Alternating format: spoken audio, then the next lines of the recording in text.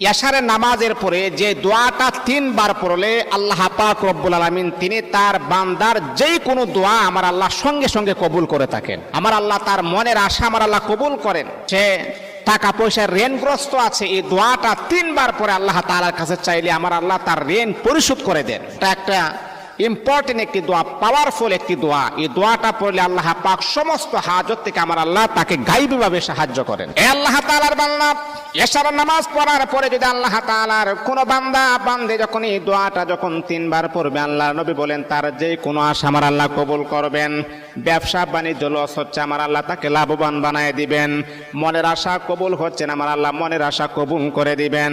যে দোয়াটা পড়লে আল্লাহ নবী বলেন তার যে কোনো দোয়া আমার আল্লাহ কবুল করবেন। দোয়াটা কি?